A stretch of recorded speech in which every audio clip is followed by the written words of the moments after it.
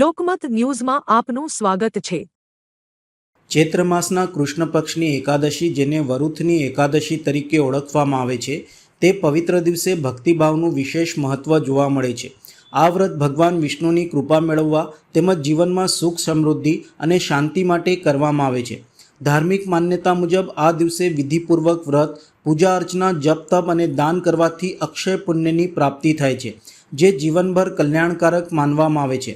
આ જ પાવન અવસરે વડોદરા જિલ્લાના કરનાળી ખાતે આવેલ પ્રસિદ્ધ કુબેર ભંડારી ધામમાં ભક્તિમય માહોલ જોવા મળ્યો હતો। મોટી સંખ્યામાં ભક્તોએ અહીં ઉપસ્થિત રહી ભગવાનના દર્શન કરી ધાર્મિક લાભ લીધો હતો। દર્ભાવતી ડભોઈના લોકપ્રિય ધારાસભ્ય શૈલેષભાઈ મહેતા તેમજ ગુજરાત બ્રહ્મશક્તિ જાગૃતિ મંચના પ્રમુખ મીનાબેન મહેતા અને મહેતા પરિવાર પણ પાવન દિવસે મંદિરે પહોંચી દર્શન અર્ચન કરી ધન્યતા અનુભવી હતી।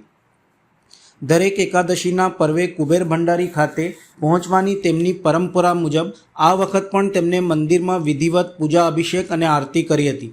મંદિર પરિસરમાં આ પ્રસંગે ભક્તિભાવથી છલકાતું વાતાવરણ સર્જાયું હતું।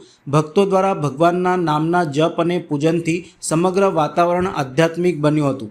આ અવસરે શૈલેષભાઈ મહેતા અને મીનાબેન મહેતાએ રાજ્યમાં યોજાનારી સ્થાનિક સ્વરાજ્યની ચૂંટણીમાં ભારતીય જનતા પાર્ટીના ઉમેદવારો જંગી બહુમતીથી વિજયી બને તેવી કુબેરદાદા સમક્ષ પ્રાર્થના પણ કરી હતી।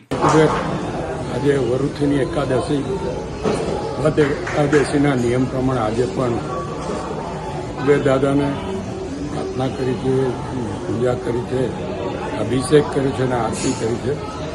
અને અત્યારે જે સ્થાનિક સ્વરાજ્યની ચૂંટણીઓ ચાલી રહી છે, ત્યારે સમગ્ર ગુજરાતમાં સ્થાનિક સ્વરાજ્યની ચૂંટણીમાં ભગવો લહેરાય એ માટે દાદાને પ્રાર્થના કરી છે। મા મહેતાને પણ પ્રાર્થના કરી છે અને આપના મારફત તમામ મતદારોને પણ અપીલ કરું છું અને જે કોઈ દિલથી કુબેરદાદાને યાદ કરશે, કુબેરદાદાને એમની મનોકામના પૂરી કરશે, એ પ્રયત્નો સાથે જય કુબેર।